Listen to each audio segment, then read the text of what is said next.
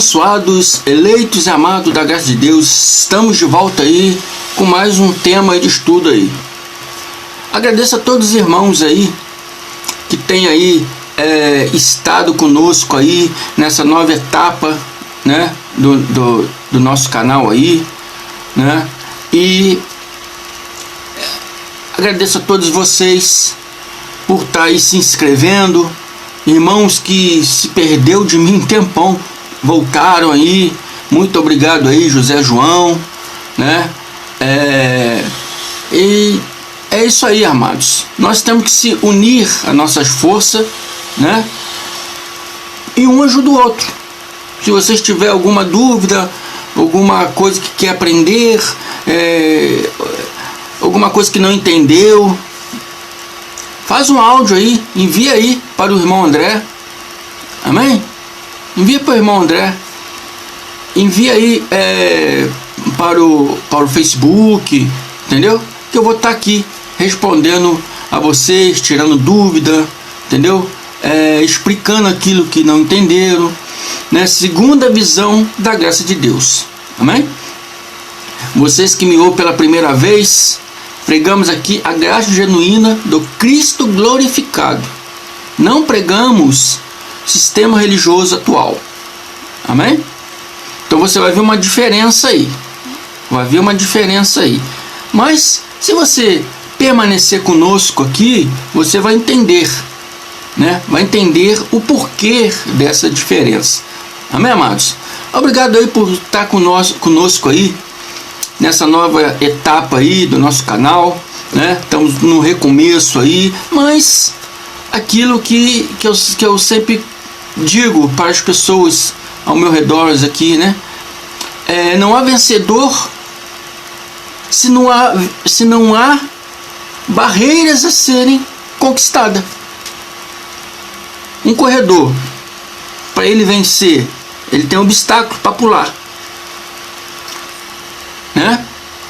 Um jogador, ele tem um obstáculo, tem um adversário na frente para ele driblar. Um nadador tem um obstáculo, ele tem que chegar, né, mais rápido do que o outro. Então tudo na vida tem um obstáculo. Para ser vencedor, amém, tem que conquistar obstáculos, tem que conquistar barreiras. Sem barreira para conquistar, não há vencedor. Então, sabe, eu levo essa palavra para mim e peço irmãos que levam para vocês também. Não desanime quando as coisas não é como queremos que seja. Amém? Mas enfim, amados, vocês que são novos aí, se vocês se identificaram aí com esse estudo que vai vir aí, com o modo da gente ensinamos a graça genuína do Cristo glorificado. Amém?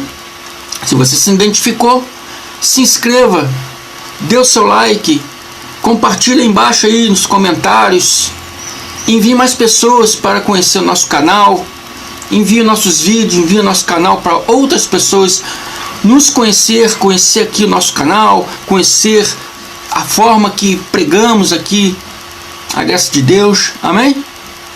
Enfim, agradeço a todos vocês aí, graça e paz. O tema desse estudo é: quem é o devorador de Malaquias 3:11?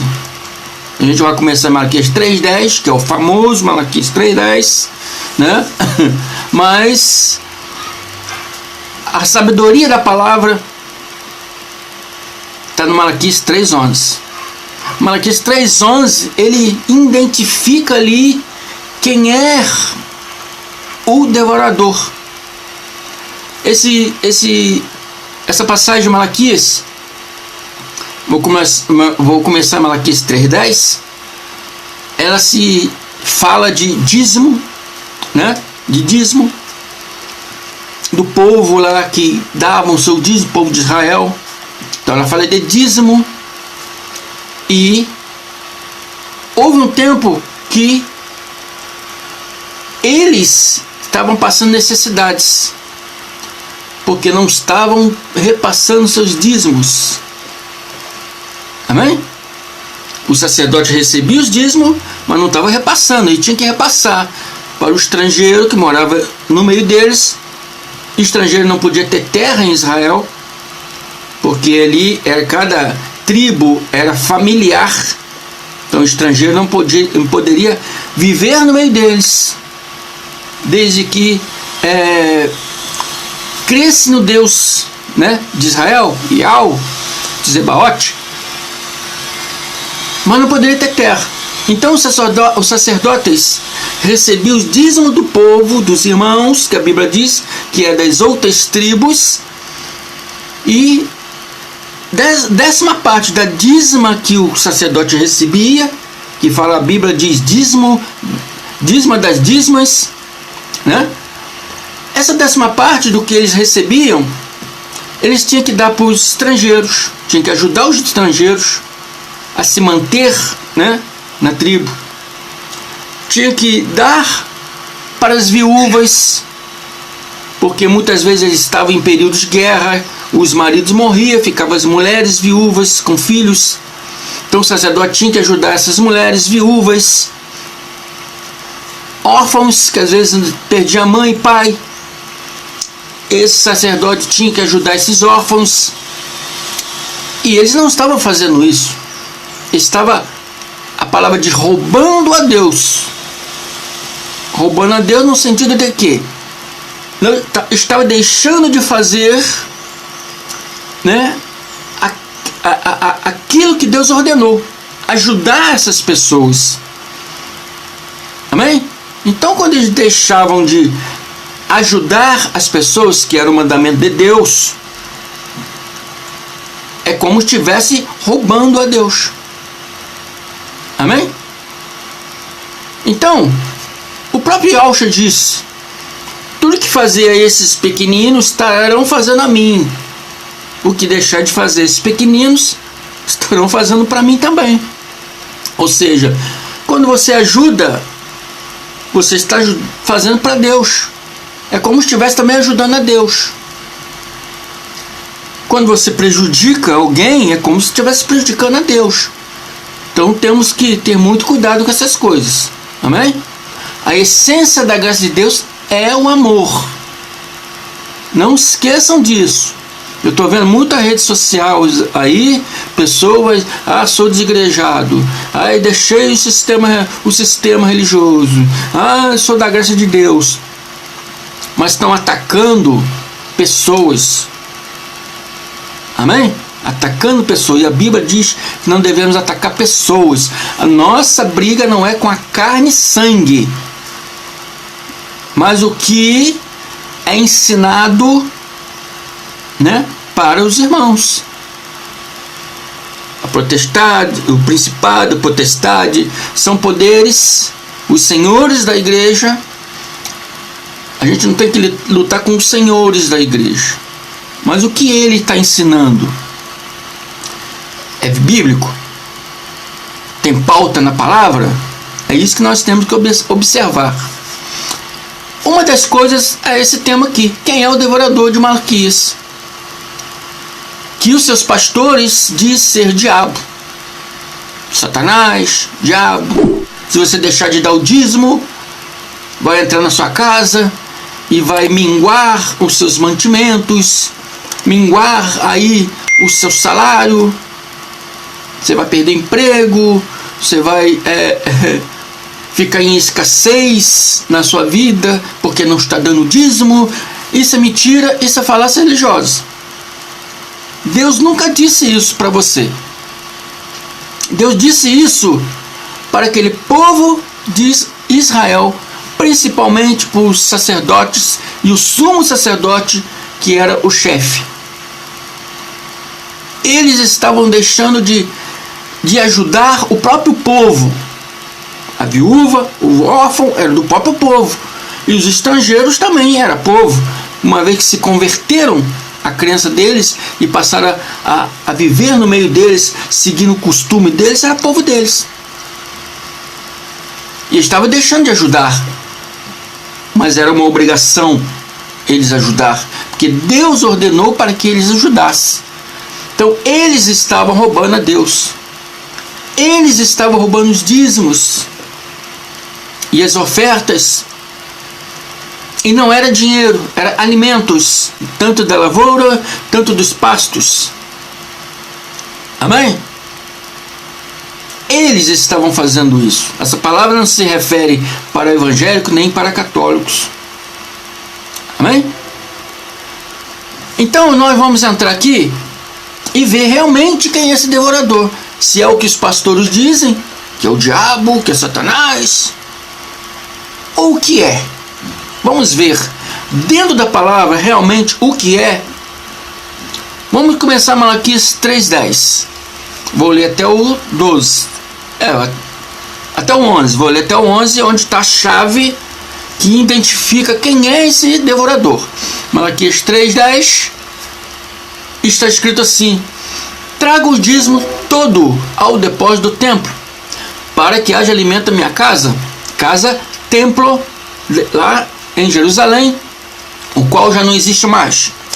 Então já não é mais para trazer o dízimo à casa do Senhor, porque a igreja não é a casa do Senhor. O templo construído aí no Brasil não é a casa do Senhor. Pode construir vários templos, várias igrejas, não é a casa do Senhor. Aqui se refere ao templo de Salomão, que estava lá em Jerusalém, o qual já não existe mais. Então traga os dízimos ao depósito do templo, para que haja alimento na minha casa, diz Yahweh Zebaoth, Senhor dos Exércitos. E veja se não vou abrir as comportas do céu e derramar sobre vocês tantas bênçãos que não terão onde guardá-la. Muitos abençoados crê fielmente nessa palavra.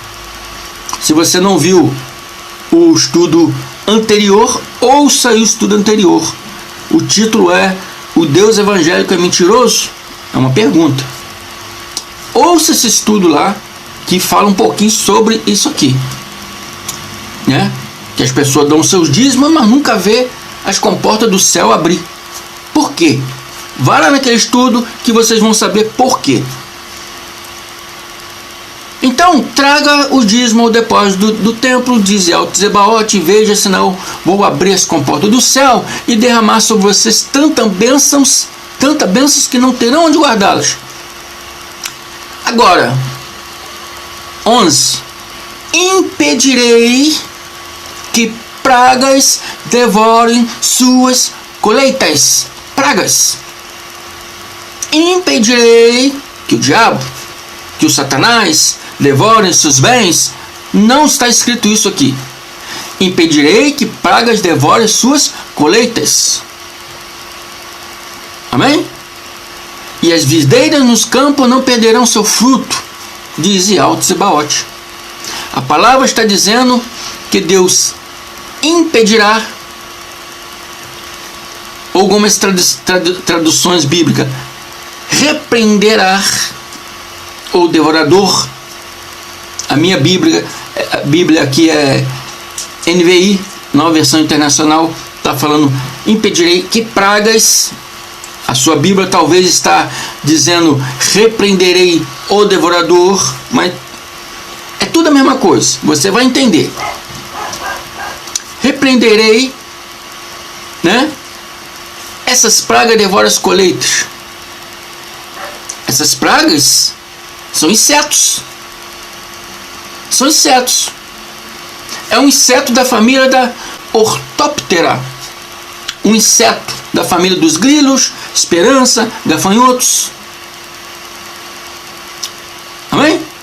A ordem dos insetos Ortóptera são insetos que possuem aparelho bucal mastigador.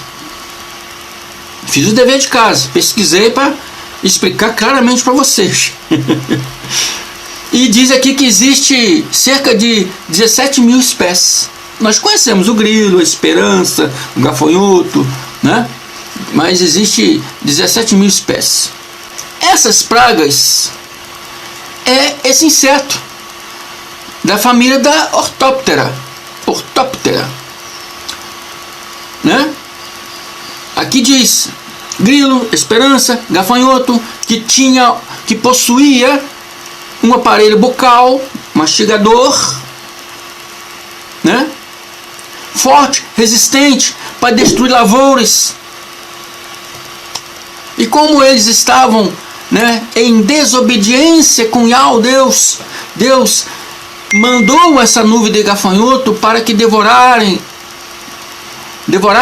né, as lavouras deles, as vinhas deles.